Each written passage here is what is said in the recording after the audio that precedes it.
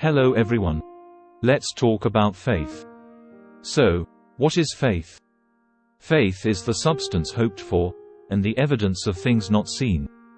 The substance is the reason for the hope, and the evidence is the proof of the things not seen. Without faith, I am hopeless. And without faith, I do not see the unseen things of God, in the things that are clearly seen. For the invisible things of God from the creation of the world are clearly seen, being understood by the things that are made.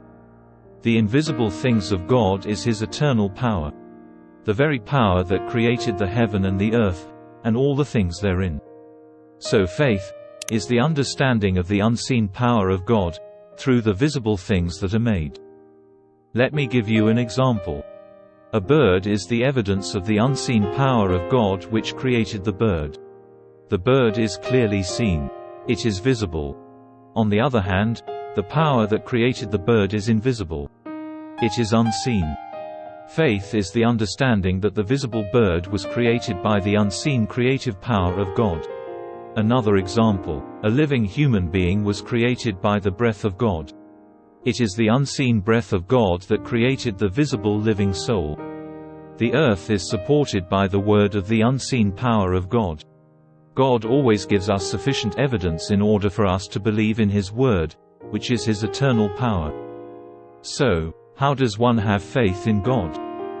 Faith cometh by hearing, hearing by the word of God. Nevertheless, simply hearing is not enough to have faith in God.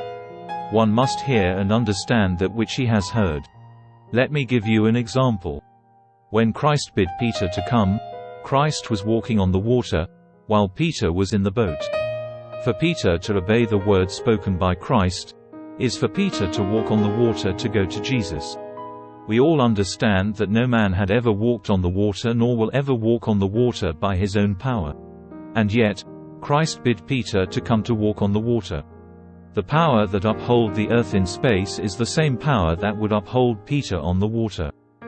So what did Peter understand when he hears the word come? He understood that the word is the power that enables him to walk on the water to go to Jesus. The word of God is not in word only, but also in power. Having understood the word come is the power that upholds him on the water, Peter manifested his faith when he walked on water. So faith is hearing and understanding the word of God, and his understanding of the word he hears is manifested in obedience. For faith without works is dead. Disobedience to the word of God is sin. For sin is the transgression of the law of God. Whatsoever that is not of faith is sin. To hear the word of God and doth them not is to sin. Jesus saves his people from their sins. In other words, he saves his people from their disbelief in the word of his power. And their disbelief is manifested in disobedience to his law. Whosoever believeth should not perish, but have everlasting life. The dragon is wroth against those who keep his commandments and have the testimony of Jesus Christ. Blessed are they that do his commandments, that they may have right to the tree of life, and may enter in through the gates into the city. The power to do is the power of God, and not of ourselves. Just as Peter walked on the water by the power of the word, and not of his own self. So faith is to believe the unseen power of the word of God, which enables the hearer and believer to obey the word. The power of God is also called grace.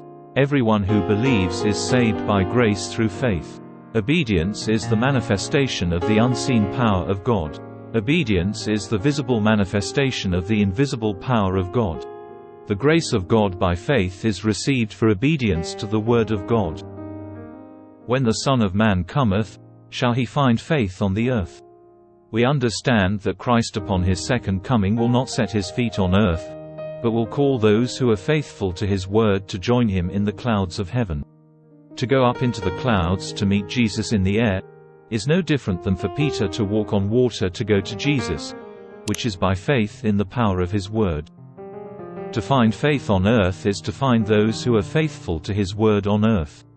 One must believe in his word while on earth to go up into the clouds to meet him in the air. For the character you bear in probationary time will be the character you will have at the coming of Christ. If you would be a saint in heaven, you must first be a saint on earth. The traits of character you cherish in life will not be changed by death or by the resurrection. You will come up from the grave with the same disposition you manifested in your home and in society. Jesus does not change the character at his coming. The work of transformation must be done now. Our daily lives are determining our destiny. Okay everyone, take care. Have faith in God. Study His Word.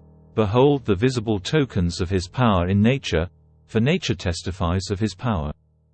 May the grace of God be with you.